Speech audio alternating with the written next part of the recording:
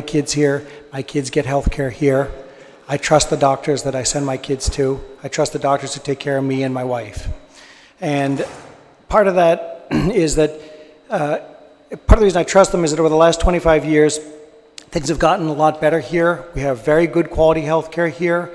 And I firmly believe that my kids are safe when I get up in the morning, and they'll be taken care of if something goes wrong medically. But like many of you this morning, I woke up and I read in the paper that we're a terrible group of physicians here. They were horrible. I think the word horrible was in there. We're a horrible healthcare community here. And I think we know that that's not true. We know that empirically it's not true. And so then why are we here if we aren't a terrible community? Well, I think you have to go back and look at what we learn in medical school, probably learn it in nursing school, and if you're going to become a trained psychologist, most certainly you learn. There is actually a need for healthcare providers to understand what causes stress in life. And so we learn, and there's a list, and it's typically 100 things on that list. What are the things that cause stress? And on that list are the typical things you're going to look at, things like divorce, marriage, having children. Then you have to learn things like it's not just losing a job, it's promotions, right? Having a child is a very stressful event. And that list of 100 items is very variable. Where does divorce sit versus moving, right? Where do those things sit? One list might be number 32, and next one is going to be number 16. Depends on who made those lists, right? But it's typically a list of 100, varies from school to school. But there's one thing that sits at number 1. It doesn't change. There's only one item that never changes on that list. It never moves.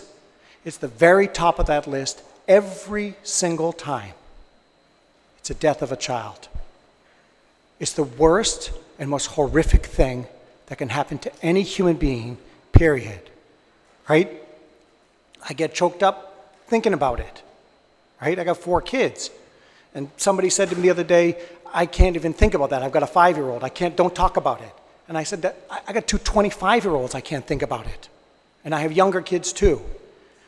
It's horrible. And to say I can imagine how someone feels, that's not true. It's so painful that we can't even imagine it, right? So that has come out as that event took place here, and we are all extraordinarily sympathetic. There's no baby killer here.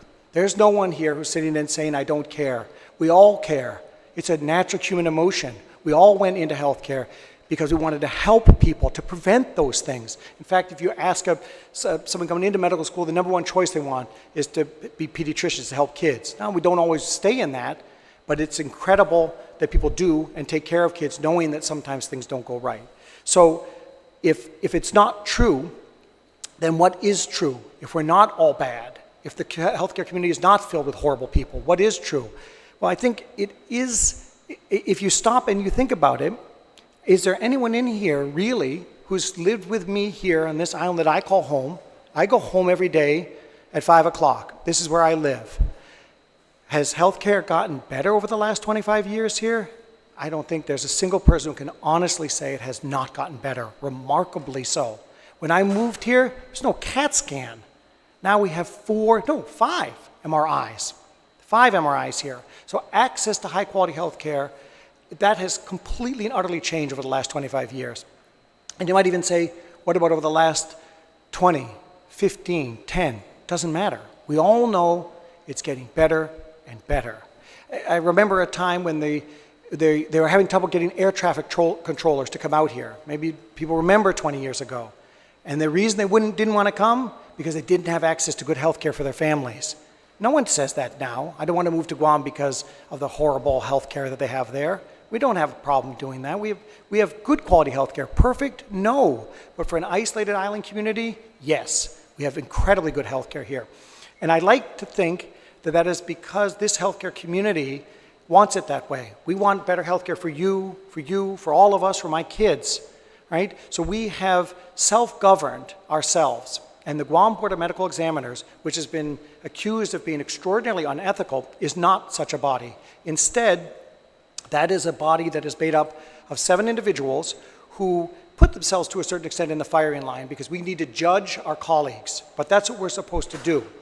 And they weren't randomly picked by one person. They may be appointed by the governor, but they are confirmed here. So you've had a chance to look at them and decide, are these ethical people who will take that oath to protect the public? And all of the ones you've put in all take that very seriously. And not everybody has been approved over the last 25 years. So it's people that you think will go in and do that job of investigating, of looking to see other people that we want to bring in. We don't want to bring in terrible people here. You've been told in all sorts of press releases and the like that the standards are incredibly low. Let's talk about reality.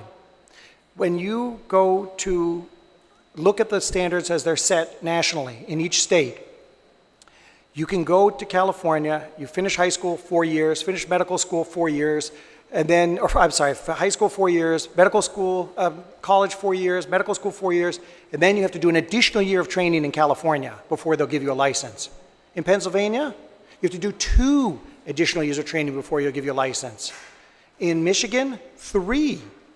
In Guam, 3 years of progressive postgraduate medical education. It's among the most stringent requirements that exist. And routinely, we don't give people their licenses because they don't meet even our educational requirements. It basically means you have to have trained to be a specialist. You can't do one internship here, one internship over there. You can in Pennsylvania, you can't here. You can't do an internship in surgery, a year of psychiatry, a year of dermatology. You can get a license in Michigan, because that's 3 years of postgraduate education. On Guam, it has to be progressive. You have to continuously go up that chain.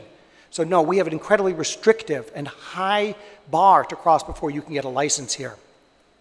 And when you sit on that, so we're there preventing people from coming in here who we don't think want to be part of that continuous improvement in care here. People who want to come here, call it home, and make it a better place. That happened to me when you say we have a terrible community. When I first got here, and people like Chris Perez, Larry Lizama, John Titano, these are really good doctors who came and said to me, please stay here when you get out of the military, join us in making this a better place. I loved Guam. I think about Chris, was a good friend of mine, and was an incredibly good person. God rest his soul. And he helped to keep people here who wanted to make Guam a better place to live, and it's worked. So if you look at the Guam Board of Medical Examiners, who has done an incredibly good job of keeping out people that we didn't want to come here, who didn't want to make this a better place to live, it's not just us. It's not just this group of doctors sitting in a quiet room with some white coat shield. You have a member of the public that you confirmed here who sits there and is our vice chair. He's not interested in protecting doctors. He, like the rest of us, wants to protect the public. That's what his job is. He, like the head of the Health Professional Licensing Organization, Xenia Pacina, she is a member of the public who sits there and watches us and makes sure that we're doing the right thing. It's okay, we don't mind that. We have a member of the Attorney General's office who sits there and makes sure that we do the right thing also. That's okay. Those checks and balances should be in there. We like to believe we do it anyway. But it's nice to know, as someday I won't be on there, that there are people watching out to make sure there isn't a white coat of silence, that those investigations are done thoroughly. There's also one other governing organization, which you may not be aware of, called the Federation of State Medical Boards, that says if you want to be part of our licensing process of all the states and territories, you'd better do things in a way that meets national standards. And they come and visit us, and they require us to go to their meetings, which Xenia and I just got back from, which is a governing organization that knows what's being done in every state. And they send people out here to look at us and examine and make sure we're doing the right thing. And we have to go through ethics training ourselves here, which was just last week, as a matter of fact. So we have to go and do that ourselves. And I think that the proof is in the pudding, in that for 25 years that I've been here, I can't tell you before that, I can tell you in 25 years, things have progressively gotten better. Better, better, better. It's better now than it was last year. It keeps getting better because we are a good self-governing organization. You can use arbitration, it's there. But I think the reason we're here is because of an extraordinarily tragic event. But that should not derail the continuous improvement in healthcare that we have seen working with the current system. It works. And that one event should not change the incredible healthcare growth that we've seen that makes us a better island, so that air traffic controllers will continue to come out now because they know it's good quality healthcare. Thank you, Dr. Berg. Thank you for your time. Doctor, please state your name for the record. And I'd